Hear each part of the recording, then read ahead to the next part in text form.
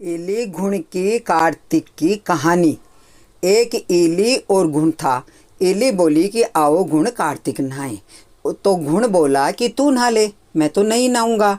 बाद में इली तो राजा की लड़की के पल्ले लगकर चली गई। वह काती नहाती रही और घुण नहीं नहाया। कार्तिक उतरते ही दोनों मर गए। बाद में इली ने कार्तिक नहाने के कारण राजा के घर में जन्म लिया और घुण राजा के घर में गधा बना। राजा ने बेटी का विवाह का सावा निकलवाया। बेटी ससुराल जाने के लिए विदा होने लगी तो बेटी की बैलगाड़ी रुक गई। राजा रानी बोले कि बैलगाड़ी क्यों रुक गई है, बेटी तुझे जो चाहिए मांग ले। तब लड़की बोली कि वह गधा मुझे चाहिए। तो वह बोले कि ये क्या मांग रही है तू, ये मत ले जा, चाहे और धन दौलत ले जा।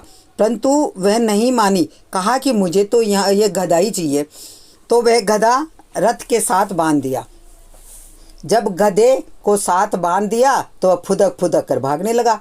लड़की महल में जाने लगी तो उसे सीढ़ी के नीचे बांध दिया। जब सीढ़ी उतरने लगी तो गधे ने कहा कि लड़की थोड़ा पानी पिला दो। तब लड़की ने कहा कि मैंने पहले ही कहा था कि आजा काती ना ले, तब तूने कहा था कि मैं बाजरा खाऊंगा और ठंडा ठंडा पानी पीऊँगा। तो उनकी आपस की बात ये दो रानी जिठानी ने सुन ली और देवर को सिखा दिया। तुम क्या जादूगरनी लाए हो क्या, तो जानवर से बात करती है।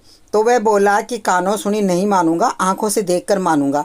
दूसरे दिन वह छुप कर बैठ गया और देखा कि रानी महल से नीचे उतरी तो गधा फिर वही बात बोला और रानी ने जवाब भी दिया। अब राजकुमार बोला कि रानी तू जानवर से क्यों बात करती है, तू बता दे, नहीं तो तलवार से मारूंगा। रानी ने कहा कि औरत का भेद मत पूछो। तब राजा ने कहा कि मैं तेरा भेद पूरा लूँगा। रानी ने कहा कि पिछले जन्म में मैं देखो इली थी और ये घुण था, तब मैंने हाँ की आ घुण कार्तिक नहा ले, तो ये नहाया नहीं, जिसमें ये गधा बन गया और मैं रानी के पल्ले लगकर कार्तिक नहाई तो मैंने राजा के घर में जन्म लिया।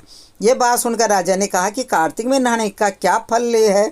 तो रानी ने कहा कि कार्तिक नहाने से मैं आपके घर में राजपाट कर रही हूँ। तब राजा ने कहा कि इतना फल है तो हम दोनों जोड़े से नहाएंगे और बहुत दान पुण्य करेंगे, जिससे आगे हमें और ज़्यादा सुख मिलेगा। दोनों जने कार्तिक नहाने लगे तो राजा के घर में बहुत धन संपत्ति हो गई। हे कार्तिक महाराज, जैसे इली को सुख दिया वैसे सबको ही देना, कहता ना सुनता ना, हमारे सारे परिवार को भी देना।